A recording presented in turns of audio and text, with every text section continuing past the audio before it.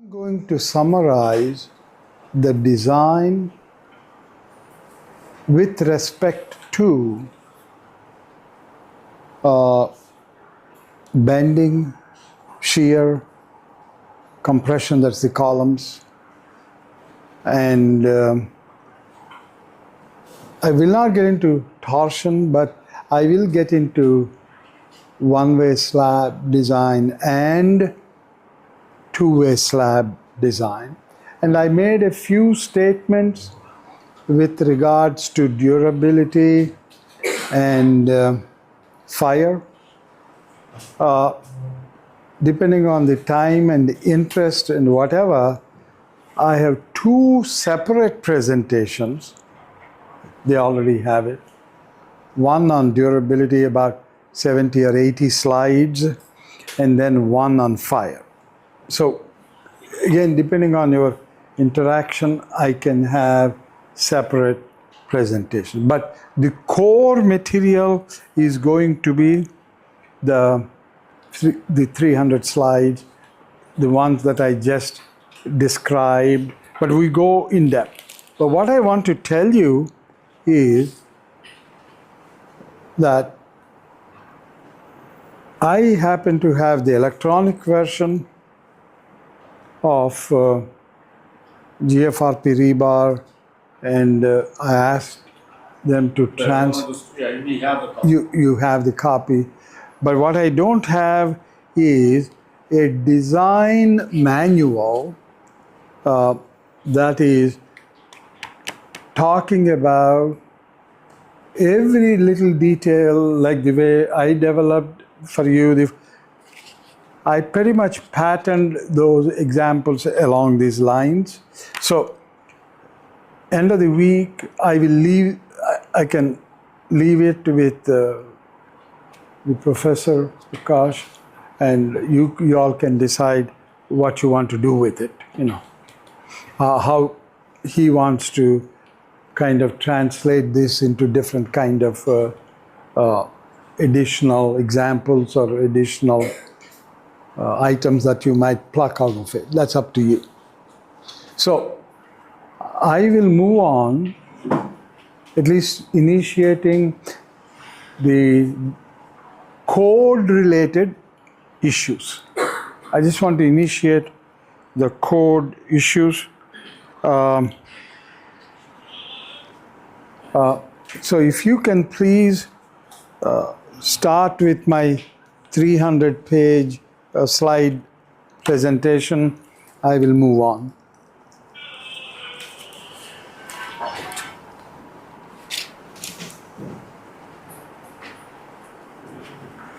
But this is not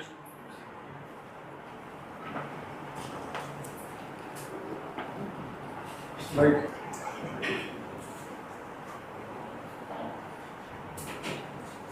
Who's working this laptop? It's working, right? Yes. You were asking for another slide. That.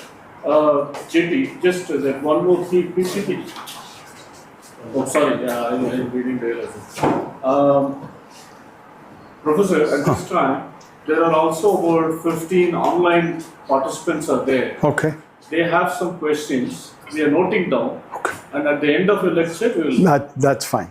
So I will give a lecture for an hour. Sure. Then, or whatever you tell me, then I will answer the questions. Sure.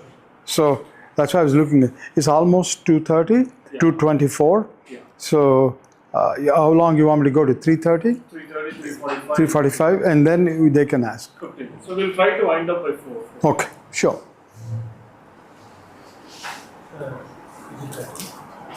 As being the first day, let's go easy. Tomorrow we'll wrap it Okay, up. sure. This is the one presentation. No. Go back to my list of things I gave. Okay.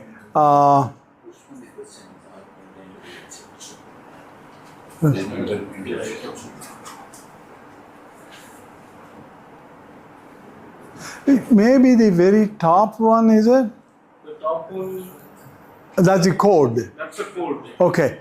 That's the code. Okay, good. IIT, FRP. Okay, maybe the third one, that's the durability I told you about. The second one is, I think this, yeah, this is it. Okay, that you have only the PDF that you have shared. This is the one that has, please make sure it has 299 slides. Yeah, that's all. Yeah, Okay. that's all.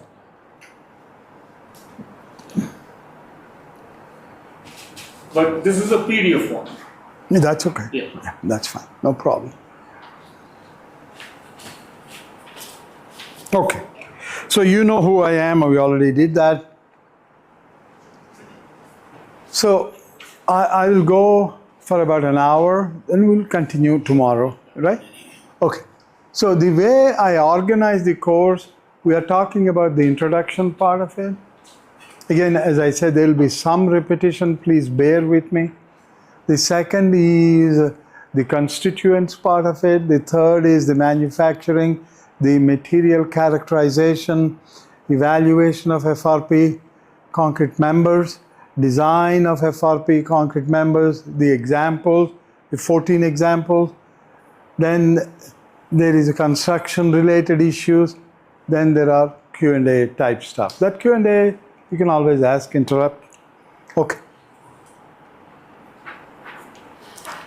So did we get what is FRP now? That is the definition. And about 3 to 4% you have additives, right? We talked about that.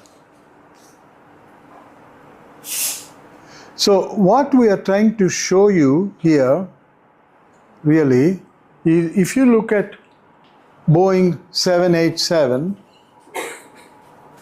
you can see that the composites are a little over 50%, titanium 15, aluminum 20, steel 10. So this composites, 12% of the composites and 50% of the aluminum in the past.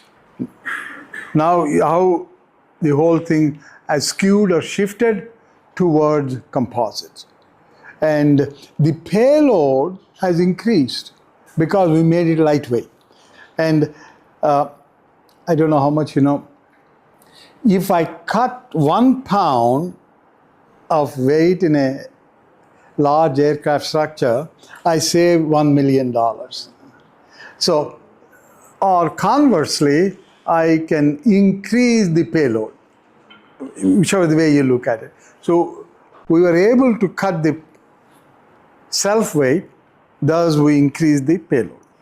That's essentially the total weight, including the self-weight and payload, roughly remains constant.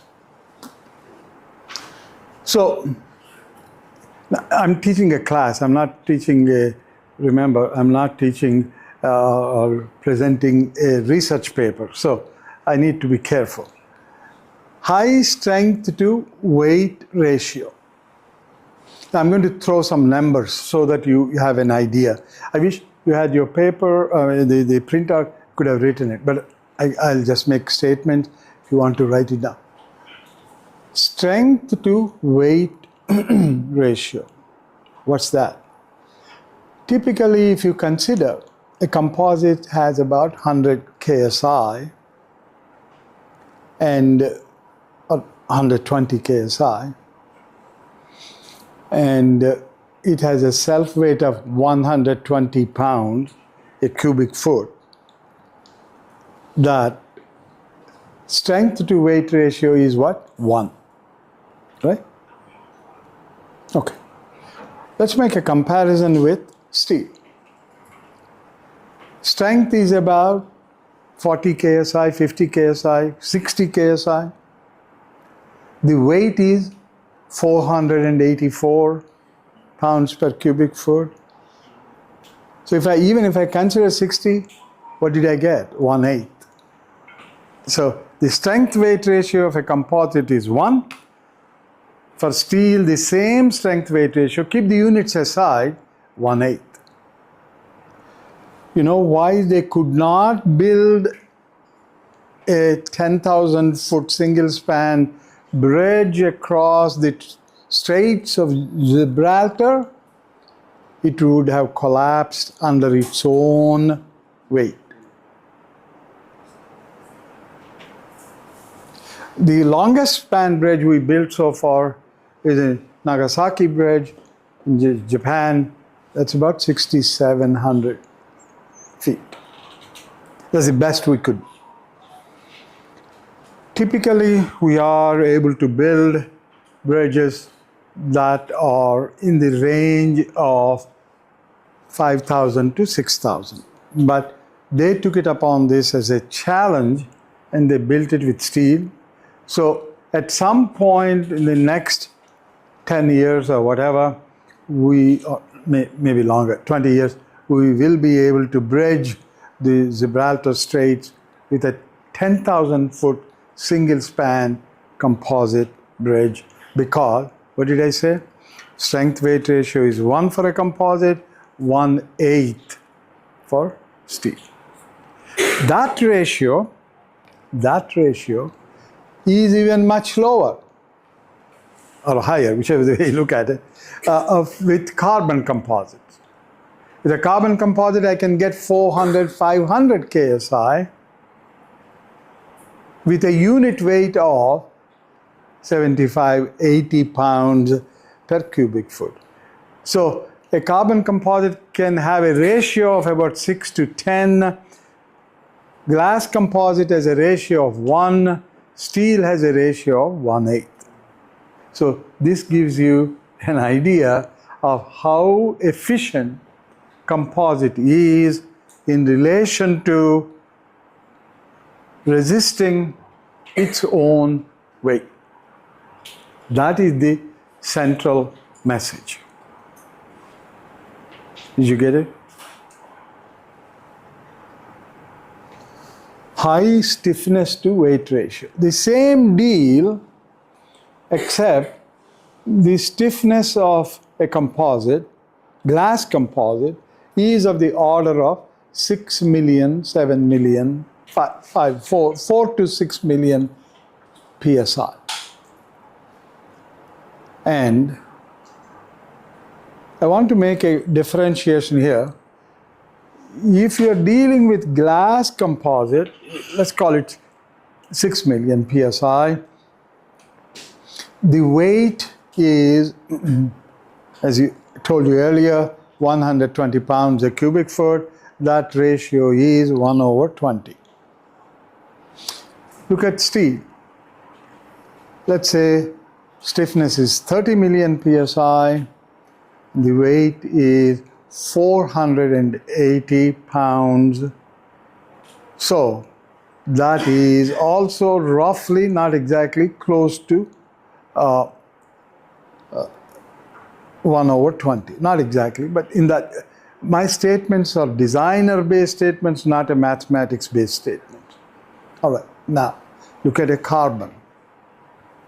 I can easily get, I told you, keeping the cost part aside, about 1,000 million PSI stiffness.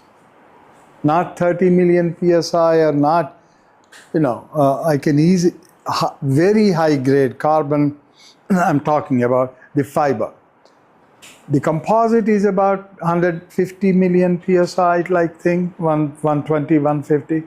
The density is about 72. So you're suddenly talking about not 1/20, but almost 20. So that is where they used Boeing 787 with a carbon fiber. Now you see why steel drives from a stiffness point of view, composite drives the design from strength point of view. All right, fatigue resistance, I don't know how many of you know fatigue. There are different kinds of fatigues.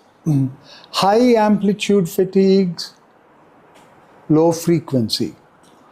High frequency fatigues, low amplitude. Variable amplitude fatigue. I wrote a paper on fatigue talking about the energy loss per cycle in a composite. Whereas, if you look at metals, you are more talking about a threshold value, this and that. For composites, there is no threshold value. For metals, the threshold value is of the order of 30%, in that range. Maybe 32, 33, maybe 28, but it's in the plus minus 3% is in that 30%. You know what a threshold value is? If you look at the semi-log scale, this is the stress and this is the number of cycles. Maybe right there. Use it.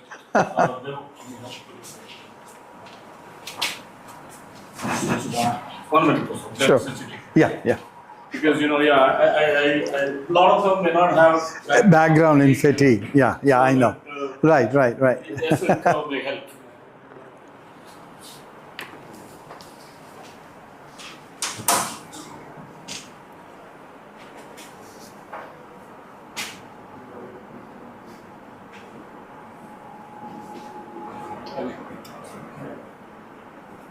I think it's going to. It will come.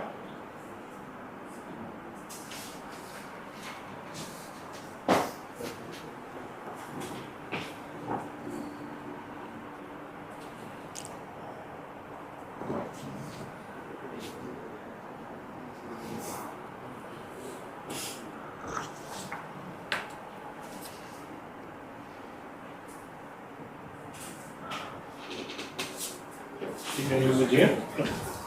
Okay. So, when you talk of fatigue, there are many kinds of fatigues, I already said. But what they do, from a designer point of view, they would like to make all these different fatigues as some equivalency of a sinusoidal motion. So this is a sinusoidal motion. This is the amplitude. This is the frequency. That is called fatigue. But you also have other kinds of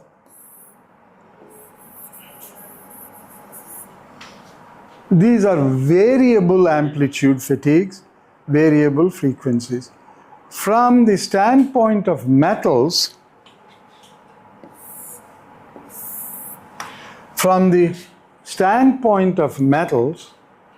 if this is the stress on the vertical axis, and if this is the log scale of number of cycles,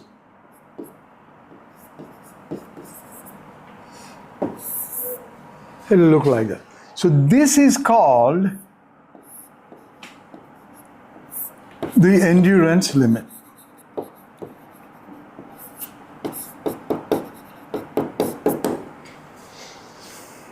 That is typically somewhere around 30% of the yield value. And this is, that is what? That's yield. One cycle it'll fade, right? So as I increase the number of cycles in the log scale, this is a linear variation. That is for metals. Whereas the same fatigue response for composites is going to be like this. Eventually, it will fade. Now the question is, if I go from 100,000 cycles, of course a semi-log scale, to 1 million cycles, and what is this degradation rate? And what I found was that for a composite, the energy loss per cycle is constant. That is my key finding. Of course, you cannot measure energy loss for one cycle or two cycles. We don't have the instrumentation. Therefore, we measure 100,000 cycles, 200,000 or 5 million cycles. Then I know from 1 to 100 to 300 to 800,000 what is the rate of, that's what we did. So the message, central message is that there is no endurance limit. I don't know how much you all know about dynamics. In any dynamic system, there are only 3 variables, no more than 3. One is the amplitude, the second is the frequency, the third is damping. That's all, there's no fourth item. So it's a matter of how you adjust these 3 parameters to attain resonance or to prevent resonance, whichever the way you look at it. Of course, under each one of the 3 we have subgroups. When I talk of damping, I have material damping, I have Coulomb damping, I have other kinds of damping. Yes, but all are damping. This is also known as attenuation. The electrical guys talk about it, you know. It's all the same deal. The equations, the partial differential equations are not going to be any different. It is the science that is different in terms of how you interpret the equation. Therefore, the mathematics is a tool to interpret the physical system. That's about it. And I don't know how many of you know. So I bet some of you may have heard that you can produce rain by chanting a mantra, right? That's what this is. You create a resonance. I've seen personally with my eyes, they can break a glass, an opera singer, you know what opera is? They can break a glass by adjusting the modulations of their singing, like those are the 3. What are the 3? Damping, amplitude and frequency. That's it. So if you adjust this, you will break the silence of that glass. So in the same way, of course, the issue there is how much energy would you be able to put out by chanting it? Because the damping in an icy cloud is much more than that of a glass-based glass by an opera singer. So there are issues, we don't deny that. But in a theoretical sense, if you extrapolate it, that is possible. All right. Now, so what did we learn now?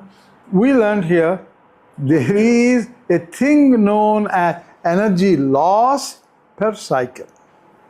Now, why did we say excellent fatigue resistance? Because what is resistance? It is total amount of energy. So if I have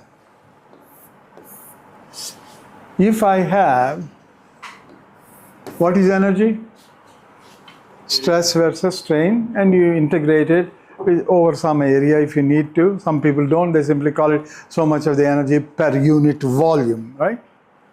So it's the area under the curve. That's all it is. So that area under the curve for a composite is higher than that total energy for a given cross section under identity is more. Therefore, the fatigue-based energy is much, I don't know how much superior, that depends on type of composite, blah, blah, blah. Never mind, the area under the curve is higher for a composite than for metal. Okay, so now we established the basics. Now you see what I'm saying? That's a quick question. In general, I think carbon-based FRP composites, as you said, very well established. They are excellent fatigue resistance. But in GFRP rebar, typically we limit the stress on the rebar, especially in bridge applications, considering the fatigue consideration. How does it GFRP rebar compare to that of steel? Is it still the same? I actually did the fatigue testing of concrete slabs with GFRP. I have a report, a whole report on it, and very happy to share that with you. If anybody that wants any extra additional information, send me an email. Otherwise, I'll give it to some of my assistants. They will forward the thing back to you, and I will give you my email address. G Hota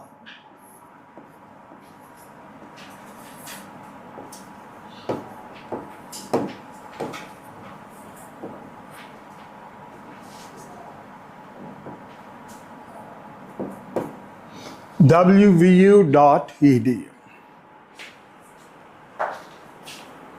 Whatever that is in the public domain, I will be happy to share with you. All right. So now you understand fatigue a little bit.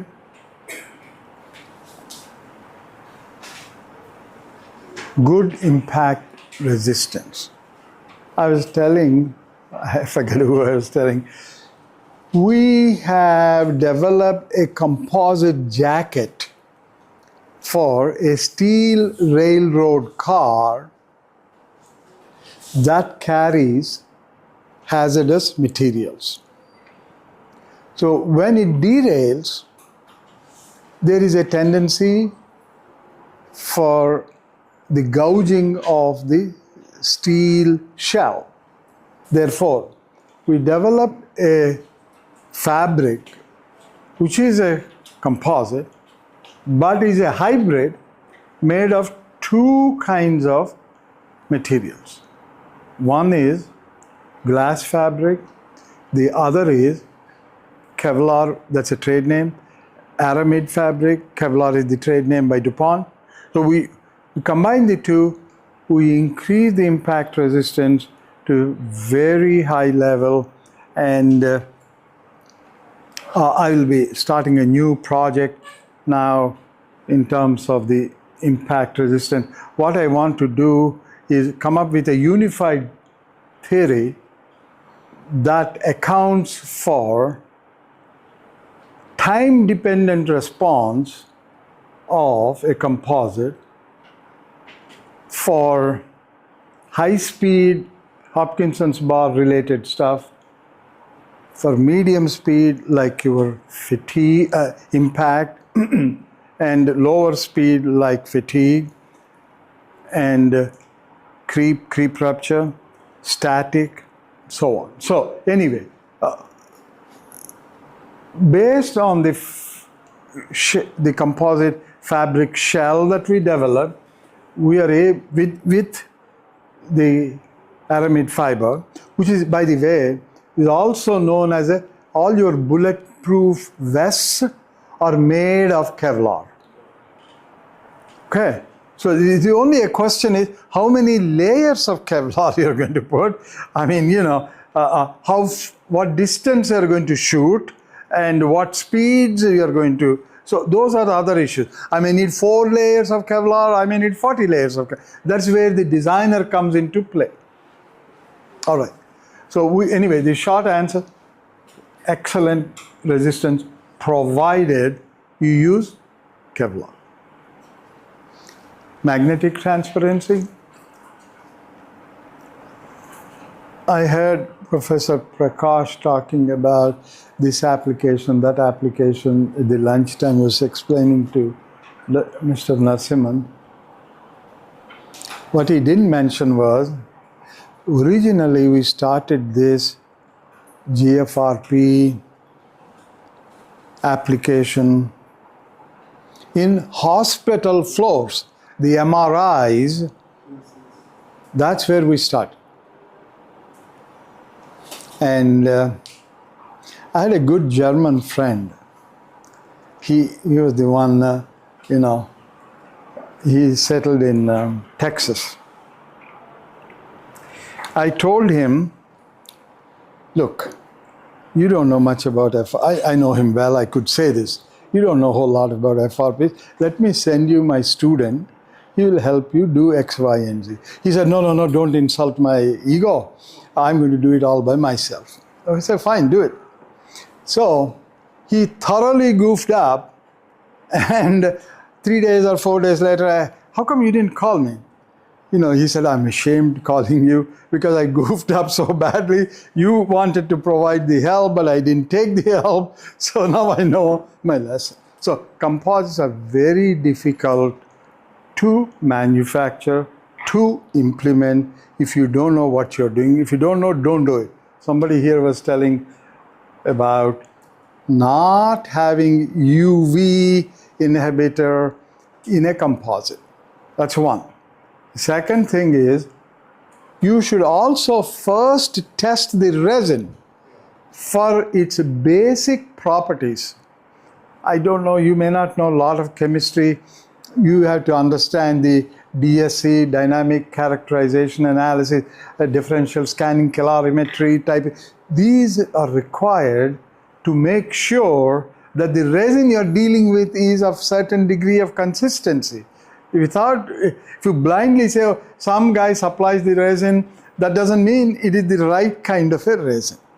You see what I'm saying? So that is all these statements are only valid if you select right kind of material. Like anything else, right? So that is the magnetic transparency. So the MRI. So we have now toll booths. So the slabs on the highway, they all have GFRP reinforcement before and after, or else you know what happened? The magnetic signal gets distorted. So they are using FRP. All right. Good dimensional stability under thermal load, you know what that means. Manufacturing, tailor making, these are some of the advantages. Now,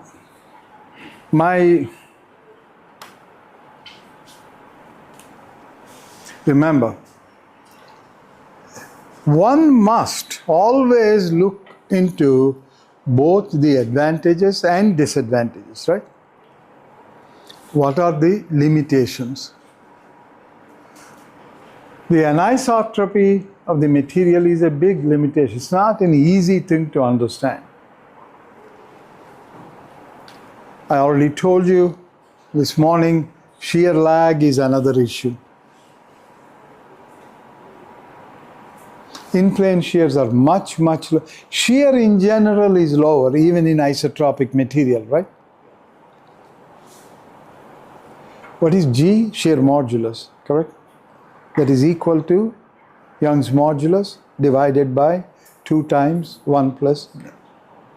So the shear modulus is typically 2.5 times lower in that range. Whereas in FRP, the shear modulus is about 8 times to 10 times lower. So that tells you the deficiency of the material, which is coming from the inability of the resin to transfer the forces. So we have a long ways to go.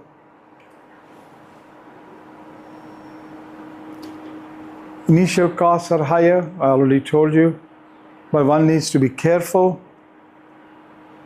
They're higher in terms of weight, certainly very competitive, if not economical, with reference to performance. I explained that to you already. Lack of familiarity, educational aspect. You may be thinking, in India you're facing the issue about resistance. We face even more fiercely about that, but also the steel guys don't like us because that's obvious, right? Obvious.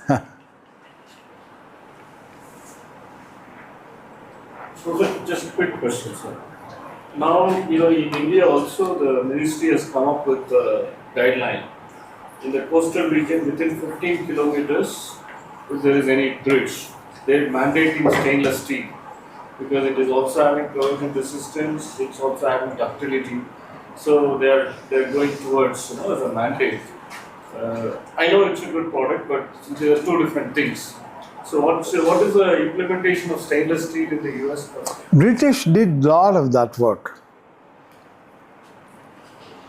Beyond a certain corrosion pH levels, even stainless steel does corrode. And it is 3 to 4 times more expensive than mild steel. That's another reason. And 3 years ago, I came here to Bombay. There was, I forget his name, some Santosh Reddy or somebody who is the chairman of, he was with me. I made a technical presentation. He made a government speech. I told him, I said the same thing, that you have a 8,000 miles of kilometers of coastal area. And, is that his name? I forgot. Some Reddy, I don't remember the first name. So anyway, we discussed about it and he listened to my presentation, but that doesn't mean anything. One more question. Can we minimize, we try to minimize some shear lags by some applications of other materials, in terms of the composite material, we can add some additives, maybe show some positive results in drive of this shear lags? Prima facie, my answer is yes, but I don't know what that is. You see what I mean? Makes sense? I tried, let me tell you, aerospace grade resins. I tried nanofiber based resins. I did not go much beyond 6.5 KSI. That's about what? 40 MPa level. I went from 4.5, call it 5, that means 35 MPa to 45 MPa. That's all I could do.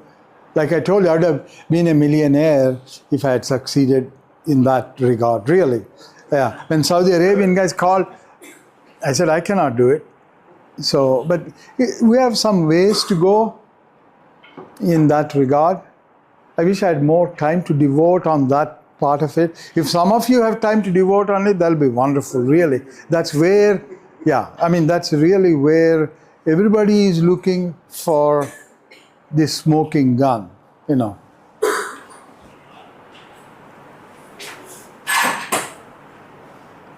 I already told you, low stiffness results in design driven by deflection limit states.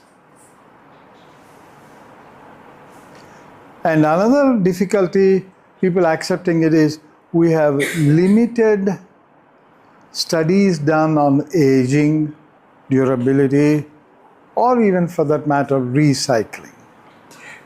He will give you I already showed that. The McKinleyville bridge, I already showed that. Here is a skewed bridge I did. All these I did, I'm very proud to say. Here is, I already told you, rebar in a CRCP, continuously reinforced concrete, I showed that. This is the one I was talking. Somebody asked me, what is the biggest size rebar? Rebar, we only went up to 1.25 inch. But this is known as a dowel bar. These are not continuously reinforced, but discretely reinforced concrete pavement. When you have a discretely reinforced, how do you transfer the shear? And the way we transfer the shear is with these are sort of orange reddish color rebars. Those at the joint, we put that so that the forces are transferred from one slab to the other with this. The slabs are as wide as the road width, and the lengths are no more than 14, 15. The reason we limit it to 14, 15 feet, or maybe less than 20 feet, is because of the expansion contraction problems. So that is we also did that, and they're quite successful. This is 2-inch double bar, we call it.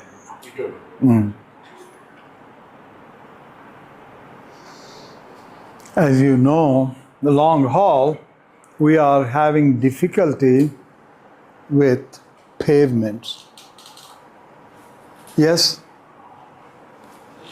I requested to make an all composite pavement, and they agreed, and I put the pavement, didn't succeed. I mean, it's like this. Operation was successful, the patient died. It didn't work out very, very well. What was the reason? The reason is the cost. But as a product solution, Yeah. You see, a composite on the ground is not going to fail, yeah, it's not. except the joints. So the joint is another. Even though I took care of the joint, as you can see. See, this is a module. You can see the joint, So it's ultimately the cost issue. And also ability to conform it to the ground. I put a sand bed and everything worked out, that type of thing, the usual stuff. But the issue is, like I said, the cost aspect is prohibitively high.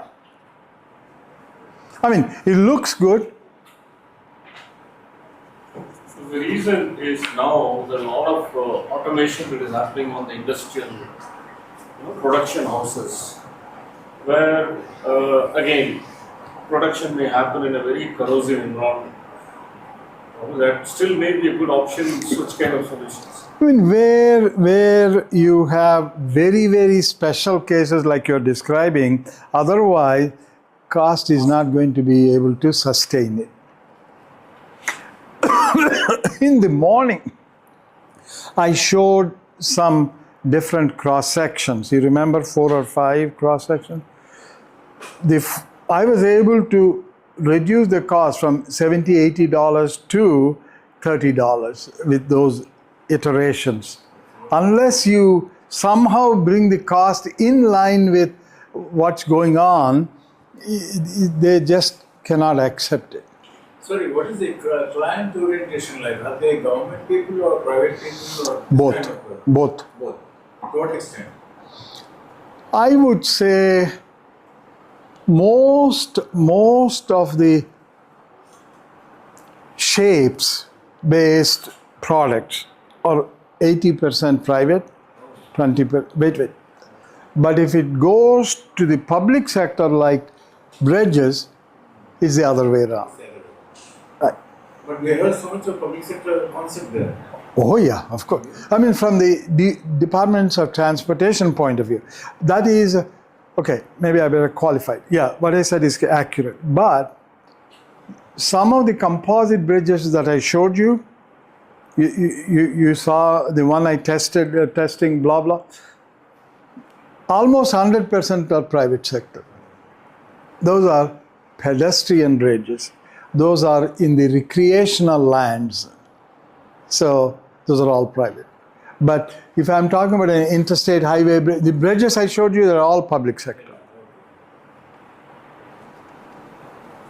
There's a Boeing 787.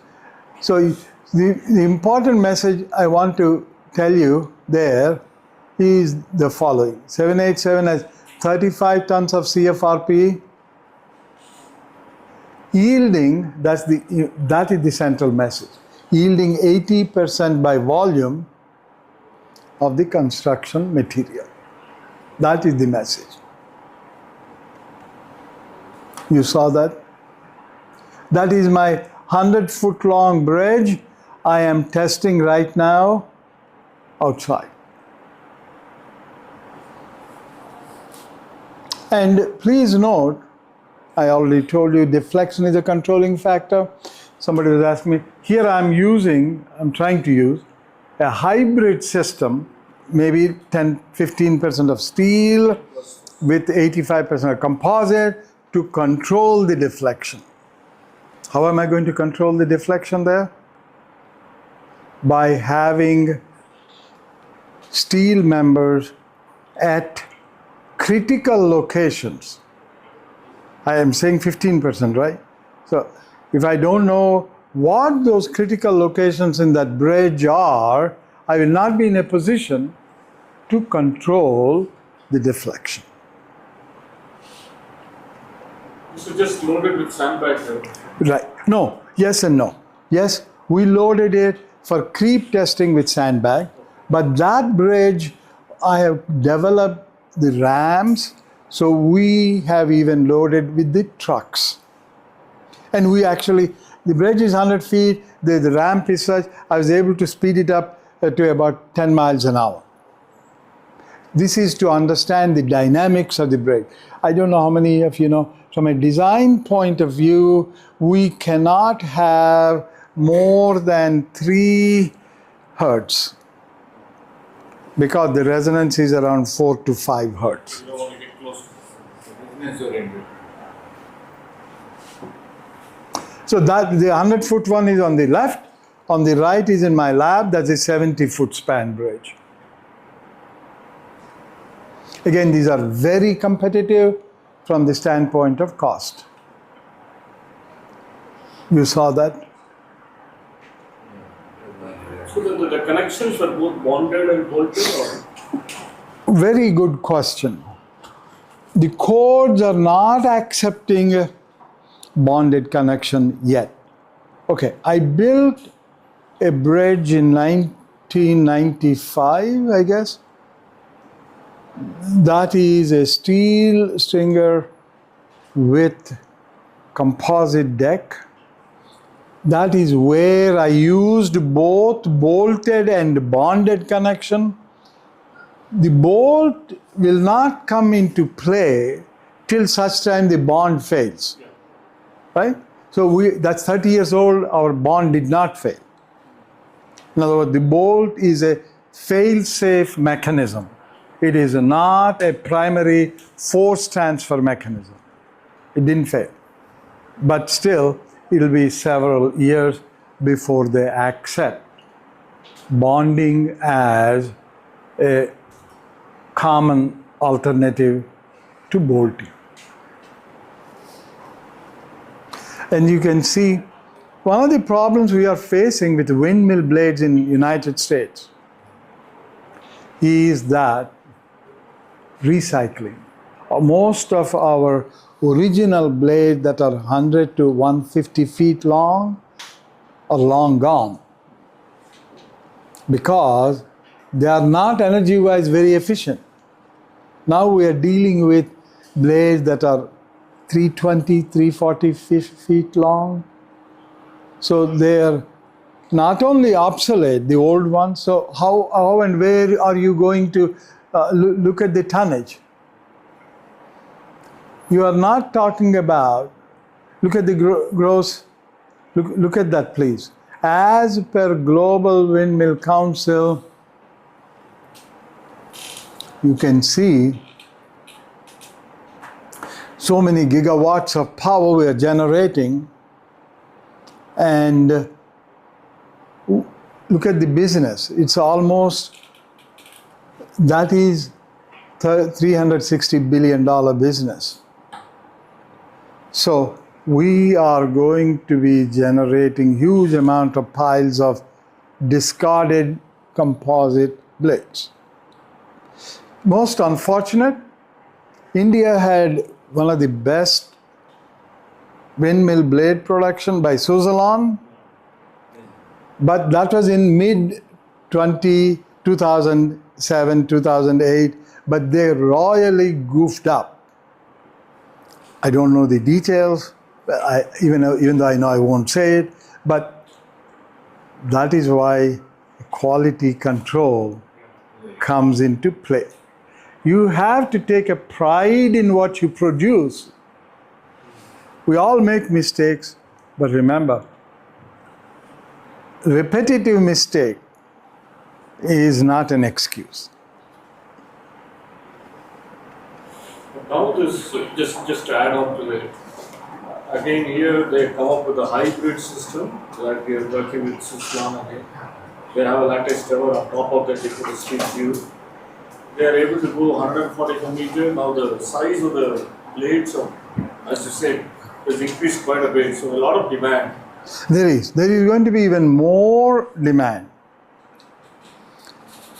But we have to also at the same time see how we are going to recycle it. So this is, I already told you about what we call these as wicket gates, you know. So the timber wicket gates versus the composite wicket gates. That's what I already mentioned earlier. This is where Professor Nani, I want to give him credit because I want to make sure I don't take any credit of his work.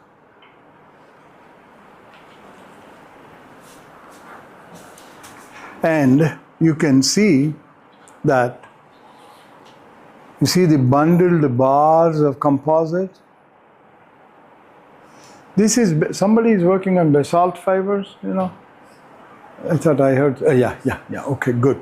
So, basalt fiber based concrete. And would you believe this is not done as a structural concrete? It is done as a protective system on the roof. So far. One of my other friends, I couldn't get the slide from him, he wasn't there. He used FRP rebar as the foundation material in high seas of a bridge connecting Newfoundland and the main massland of Canada. I wish I got but they used FRP rebars as a mat foundation. But that's not here. Anyway, this is the thing. I have 3 or 4 of these slides, but my central message of this is not in this building applied as a load transfer GFRP.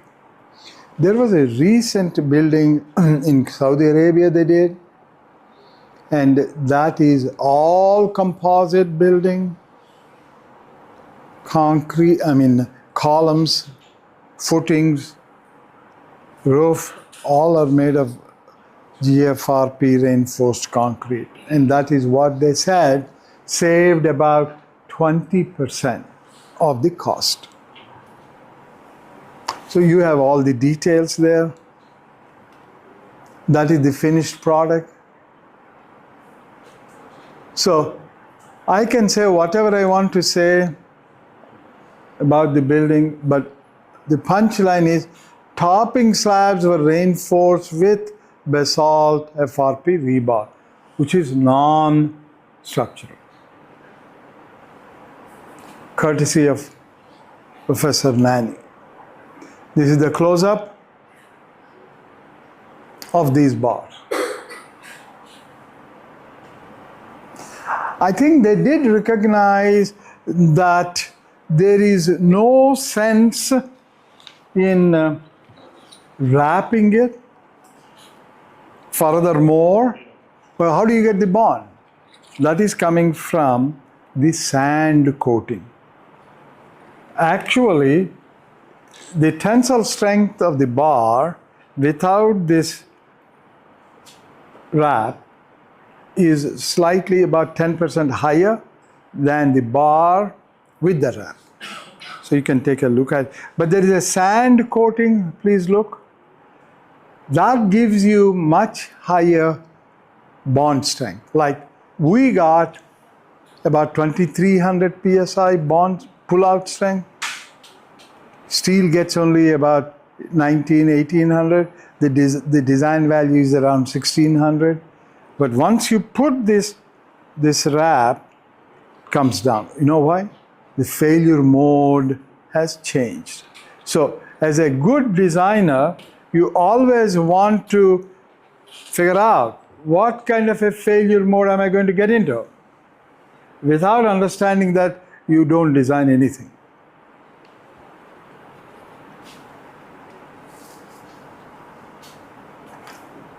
Here is a residential home in Bahamas.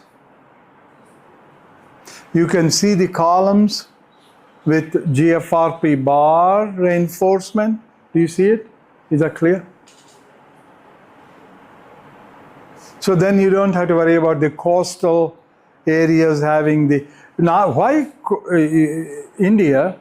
But in the US, 2024, I think 24 February or something, it's about 15, 16, 18 months ago, there was a 20-story building collapse due to the corrosion of steel rebar in Florida right on the coast. And that was not very old. I think if I remember, it's about 15 years old. So the effects of corrosion are felt.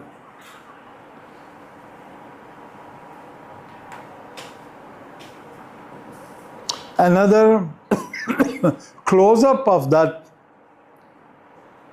by Professor Nani.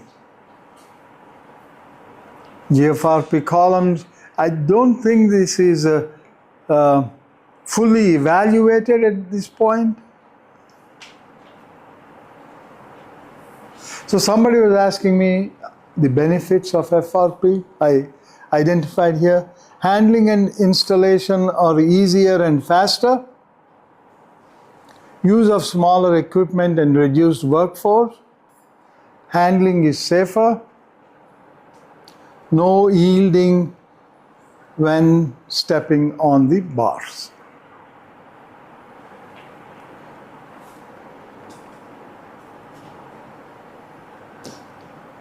This is a broad intro. I already told you about natural composites that come to your mind. Those are wood and bone. I have identified the constituent materials of the two. There. Human bone, you mean? Bone, Human, any not bone. animal, no? Oh no, any bone. So the basic ingredients of a bone are collagen, that is the matrix, and the hydroxyapatite, that is the fiber.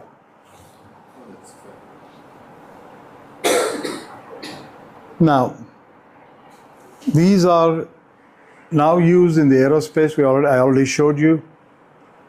Then in the automotive industry, it's a huge thing today in the automotive industry. You know why?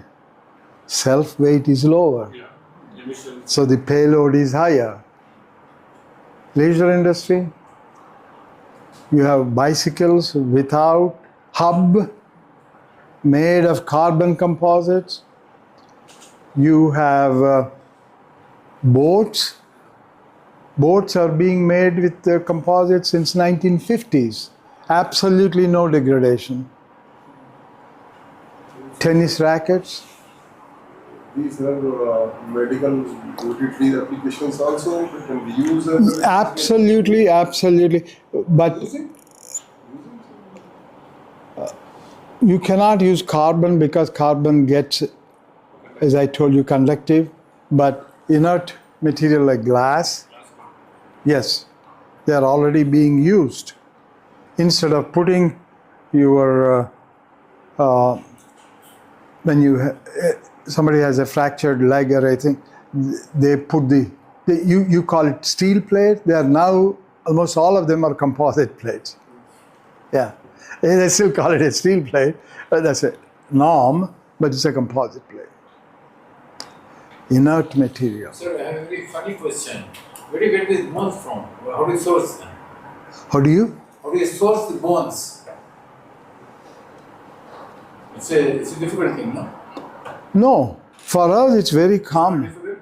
For us, it's not, because we have a full-fledged medical center where they do a lot of research on it. That's okay. Yeah, we don't have. Reference. We have about 1,500 bed hospital with 5 research centers in the med school, Cancer Institute, Children's Institute. Francis. So they store them. And the structural, we've been talking, I don't have to repeat that. So the history of it is, in my book I wrote, I said here only 50 years. Mr. Ford, back in late 30s, early 40s, used composite for his cars. But he could not make a headway. He even demonstrated with a sledgehammer. He took the sledgehammer, he went to one of these shows, and he kept hitting the fenders with it, and the composite would not break. But the moral of the story? He couldn't make a dime's worth of headway. But today, you don't have a truck without a composite.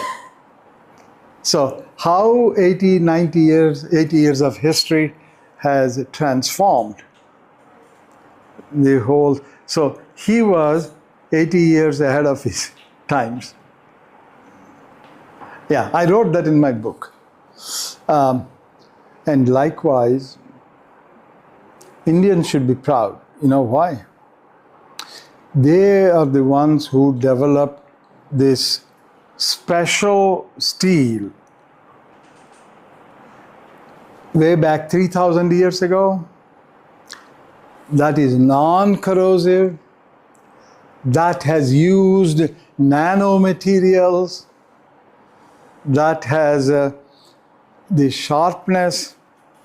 The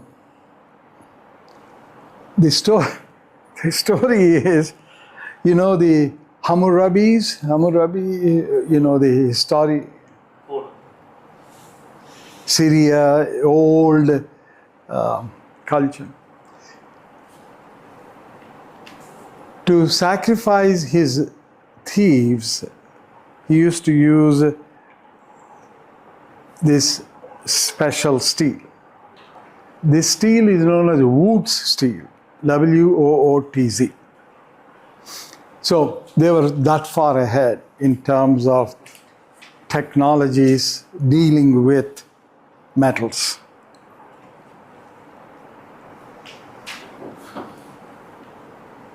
But the modern composite implementation of it is only in the last 40, 50 years. I really encourage Indian, because you all are wanting to be active in composites, to apply them in different scenarios and develop the specs.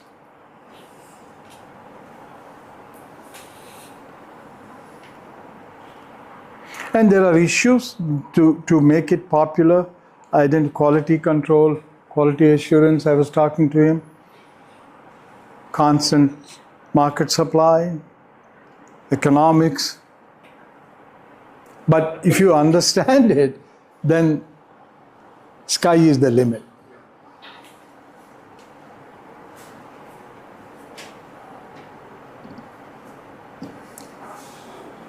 So the bone is a fibrous composite material, whereas the ones we deal with are continuous fiber fabric-based composites. So the particulate composites, laminated composites, and fiber reinforced composites. Wood is a laminated composite.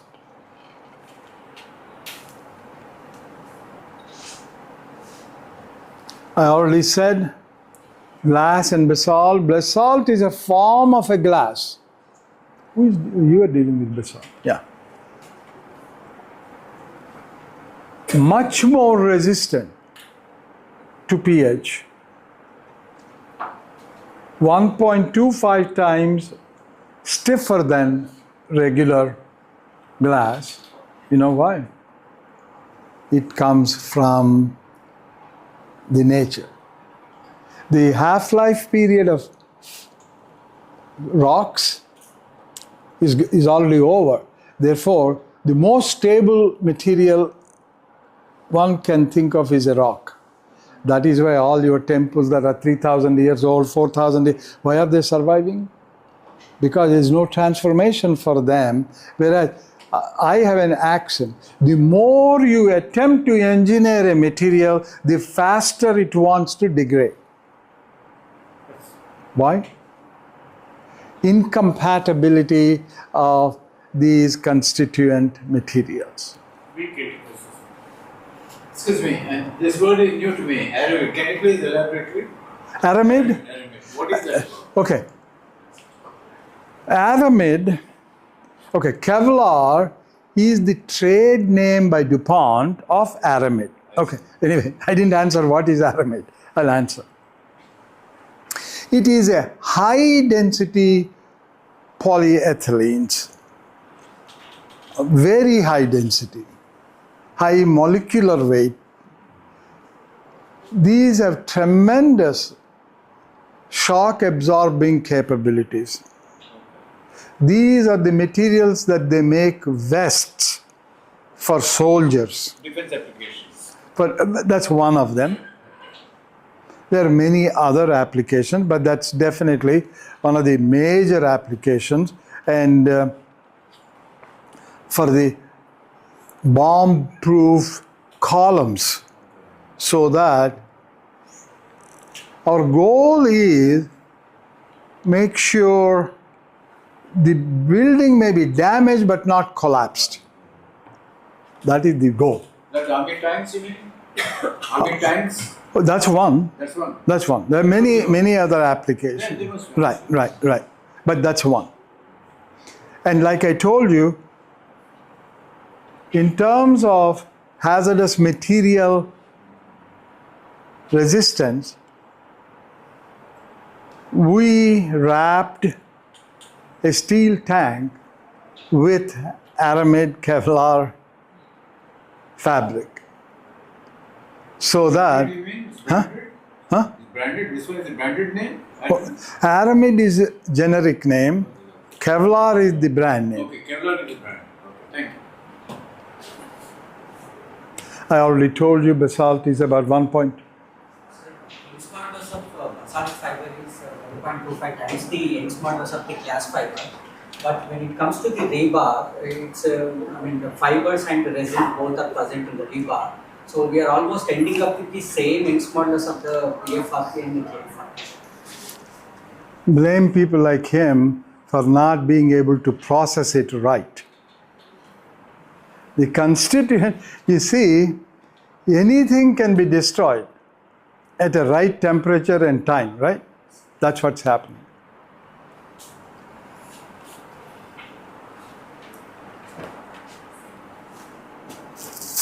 I already talked about it. The chopped strand mats, woven fibers, bidirectional fabrics, I passed it around. Whiskers, we don't want to use whiskers anymore. Combination of some of these. Yeah. Whiskers have been used in the past, but not anymore. Rovings, match, fabrics, toes. Those are differentiations of what we today get in the market.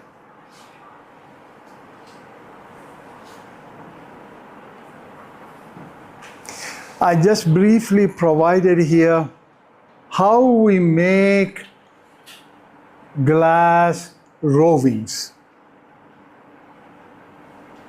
You don't have to know.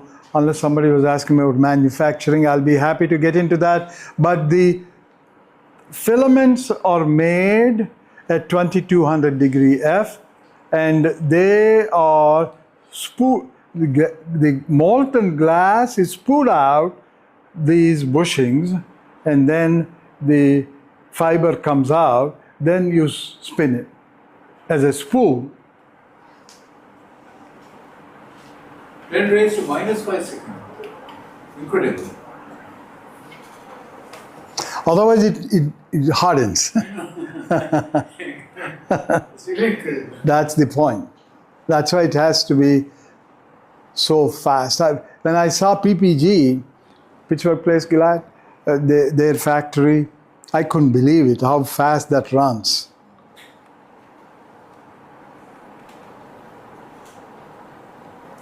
I talked about sizing of composites.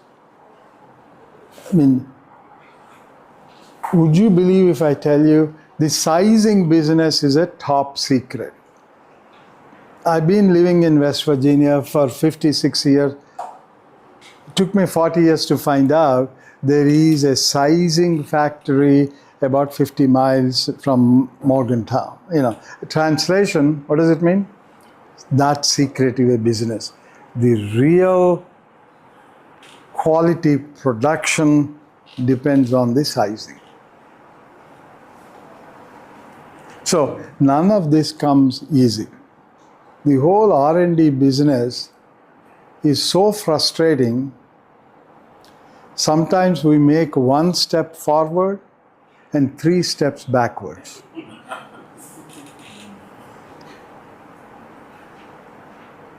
So that gives you the sizing chemistry. Surface treatment, there are quite a few different things. The idea is, there are many advantages of using proper sizing material, but the idea is get the best possible bond between the fiber and resin. Even there, the message is how to maximize the in-plane shear. Remember the buzzword, how to maximize. I feel kind of frustrated. I didn't make my $1 million by not inventing the sizing. Yeah.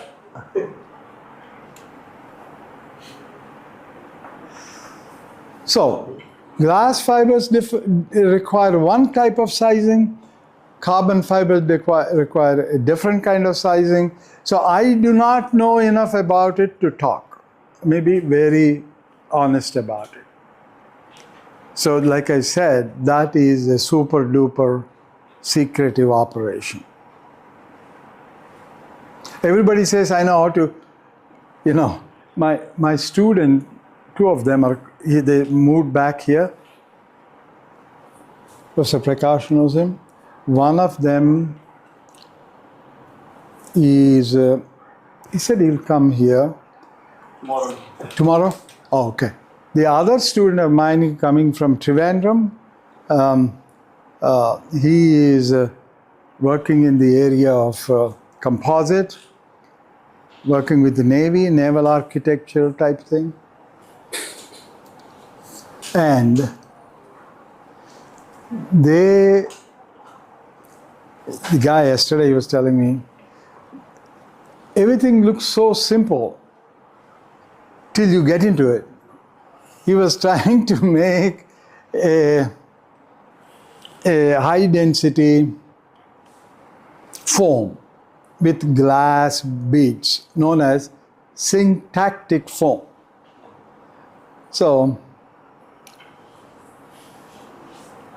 I'm glad he admitted that he was he knew that mixing the two, meaning the foam and the epoxy resin, is not going to cut it. But that is the first step. I'm an alcoholic. I better know I'm an alcoholic before I get myself cured, right? that is the issue here. So he recognized, and then he and I forgot the name of this IIT campus that another prof applied. He got a project, and they hired a student, postdoc, and they are getting, he told me, good results. So the message is, don't dive into it without doing proper homework.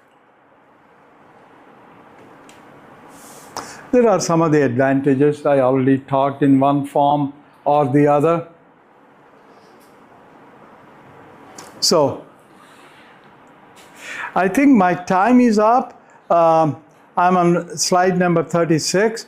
Let me see where is the right time, because they want me to stop. They want me to close it at 4, but between now and 4 o'clock, they want to have a Q&A session. Now, maybe the next slide or two will come in terms of carbon fabrics. Oh, now this is about resin. So we will stop. That's a good place to stop. Oops. That's only about carbon. I have a very similar kind of a slide for Kevlar, for aramid, similar slide for carbon and what have you. Before I went there, I talked a little bit about the resin, but it's a good place to stop for today. So, Then we will take few questions. the first I think we can. Because there are some online people. Yeah, online people like that. Any more questions from you? Yeah, go ahead. So in case of connections, as you have mentioned, two types of connections generally we do for the FRP sections. One is the bolted one, the other one is the bonded connections. So when it comes to the fitting performance, which one is good?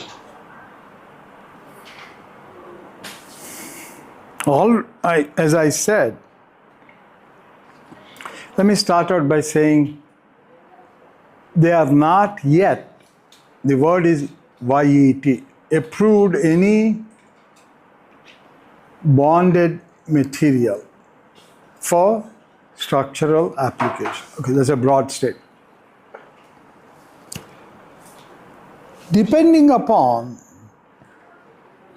the type of resin you are going to choose, there is no way a bolted connection can beat a bonded connection. That is the key. Why not? I can create some degree of damping in the bonded connection.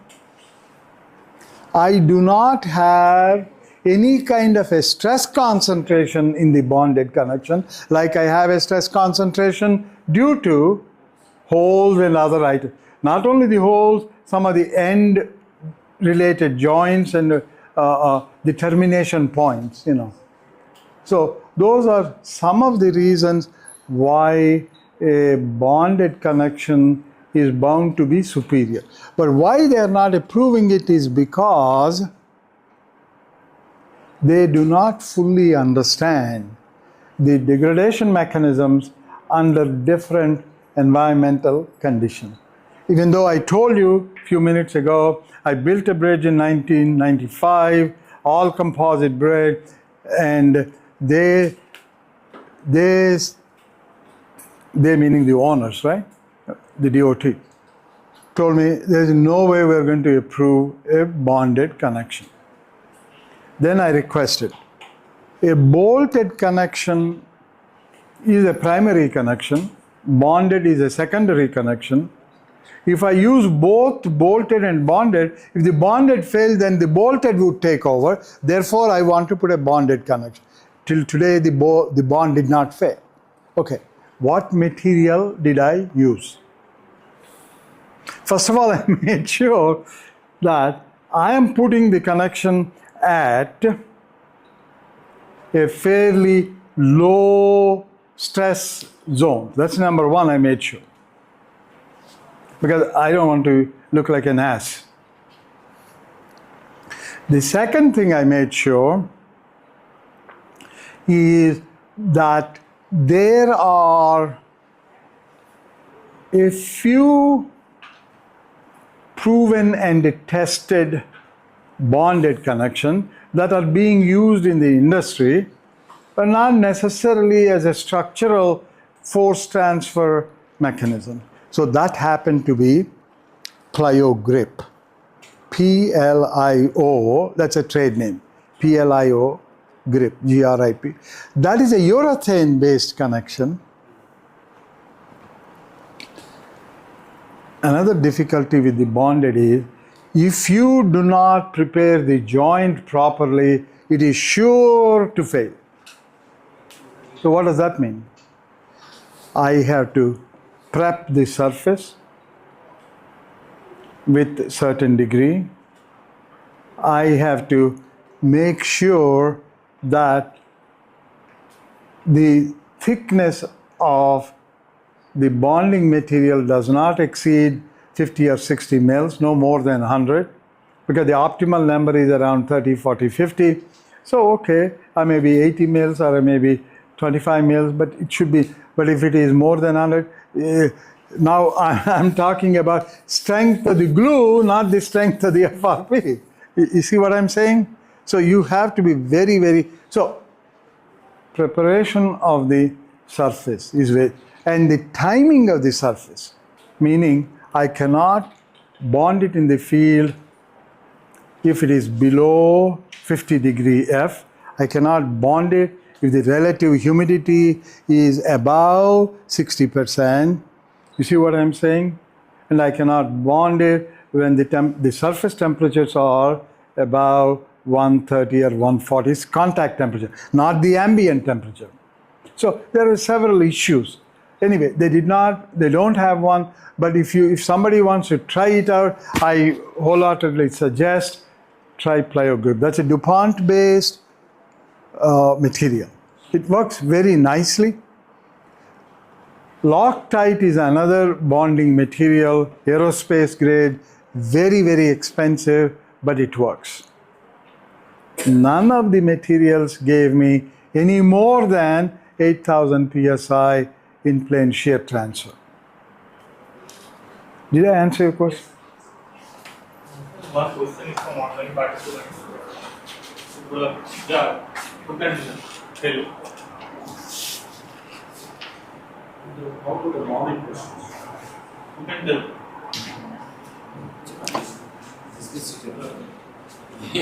You don't answer. Seated. Okay. Well, the question answer Oh. session is going on. Please take a seat and be comfortable. How about the morning questions?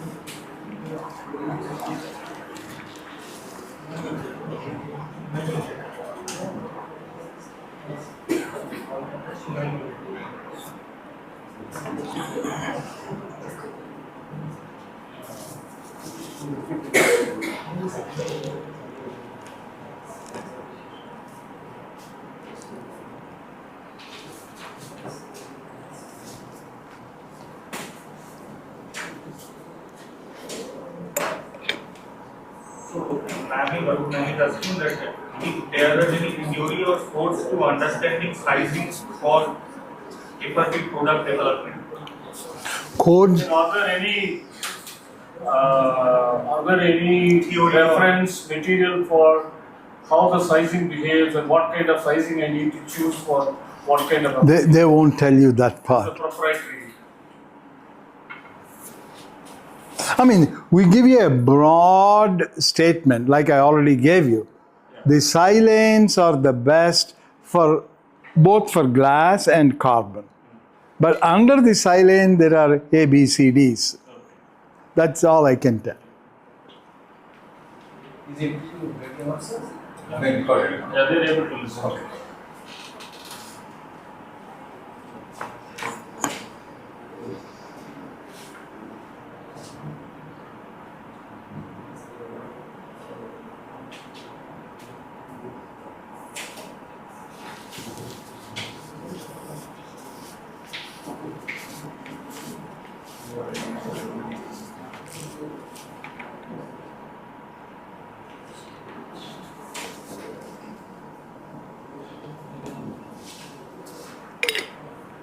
Basically, are there any standard specifications for the sizing?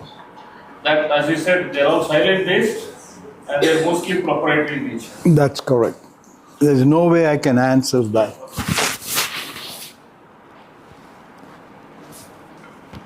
He's having some sizing issue for alkaline environment. That's what he's For what product? It is not the sizing for alkali environment. It is two things. Different resin systems, number one. Number two, what we did was we had a hybrid manufacturing. That is, you pultrud a product and then protect it through compression molding with a different resin. That resin could be a one with nanomaterial. I'm not talking about the core part, I'm only talking about the coating part. So please differentiate the two. Nothing to do with the sizing, really. Also now, a lot of people are working on this carbon nano-based additives that they're adding. Particularly from strengthening point of view, what we are finding is all these carbon fabrics are optimized for bonding with resin system. But again, resin has, as you said, fire resistance is an issue. If I want to use carbon for textile reinforced concrete application, where instead of organic resin, I can go for an inorganic system, and that gives me much better performance. But then to create a better bond of carbon fiber with cementitious system, then the sizing does play a major role. Right. But again, I don't know to talk much about sizing part of it. So the inorganic resin systems that you are referring to is one of the geopolymers. So I don't know how many of you know how the geopolymer system works or not. I do not know. But the message is you have to have some kind of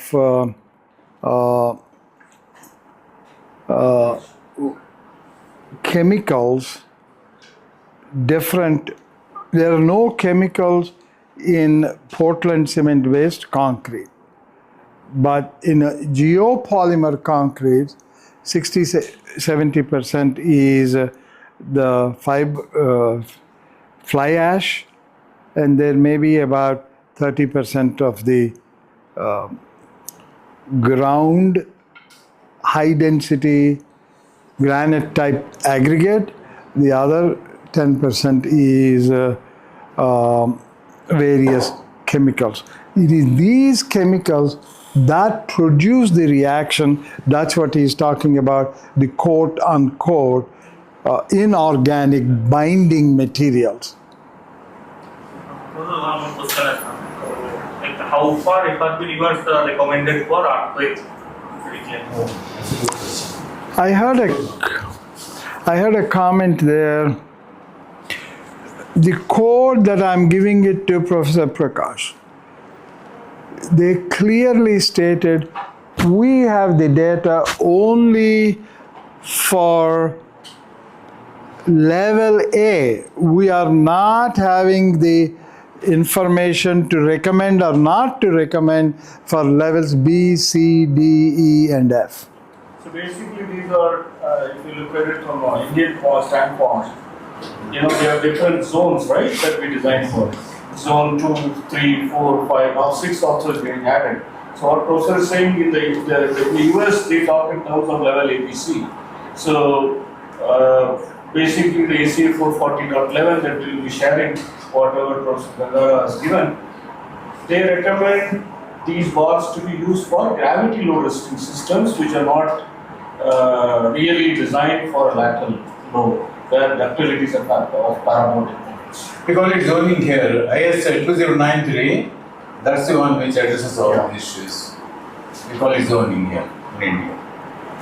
And the idea of what they call zone 1 or zone A, we call it, the idea there is essentially like you design for gravity load plus the wind load, similar to that, zone A, lowest grade, is converted into a static equivalency. That's what. That's what it is. Yeah, that's how We are not going to get into all these super duper charts. All we are saying is the following. Find the first fundamental frequency, multiply with the mass, and then use that as a lateral force and distribute it in any which way you want along the different floors. That's it. It is that, I'll tell you, I have a lot of respect for the concrete people because even though it is such a complex material, they figured out how to simplify it and use it and make sure it works. I'll tell you a story. Steel is a fantastic isotropic material with a wonderful stress strain curve. That's more or less like a trapezoid, right? You know what happened? We call it in the US ASD, allowable stress design, and then the steel guys extended it to plastic design. That plastic design code didn't go anywhere. L03. I think they have L03. They could, but I'm talking about the plastic design where you have the linear portion and the flat portion. Then they somehow wanted to impress people. Oh, our flat portion can also be included, this, that. But they tried for about 10 years, so they withdrew it. Whereas the concrete guys know well, to begin with, it's a material with a cracked cross section, but they managed to.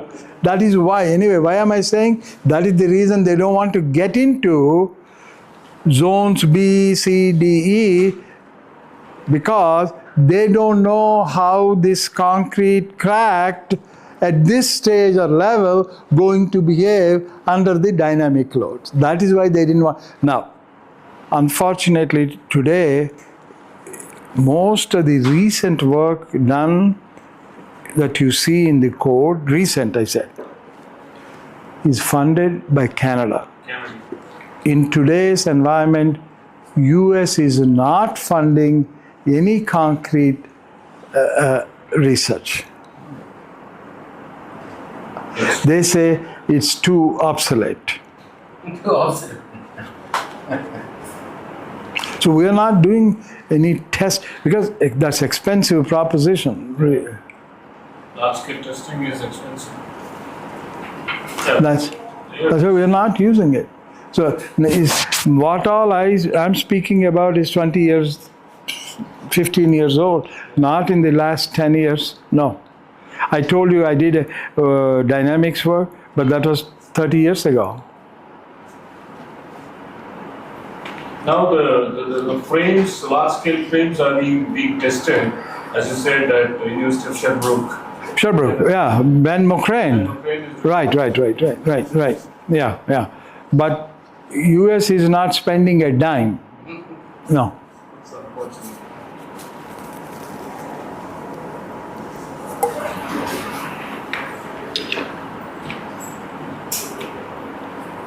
Let me just add, because he's talking about earthquake engineering, I know a little bit of earthquake engineering. I was trained in that.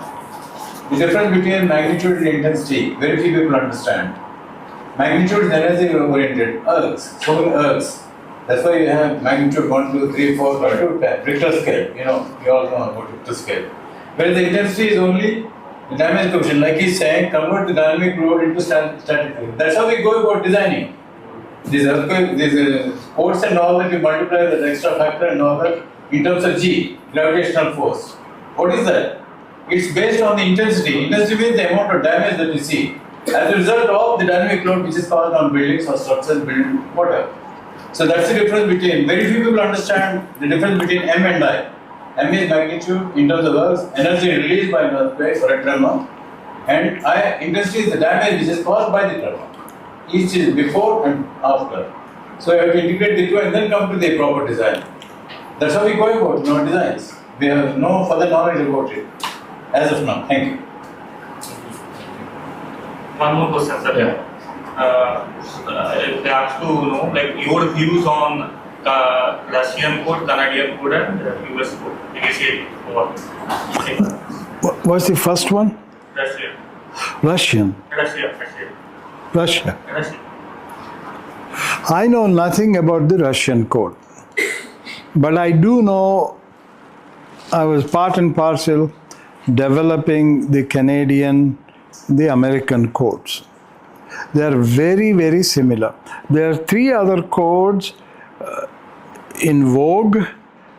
One of the two I know well, the third one I don't know. The two I know reasonably well are the Australian code and the Japanese code. The third one is the Chinese code. A lot of people worked for me from China, and I visited China half a dozen, but I didn't quite have a comfortable feeling of their code. So I cannot answer.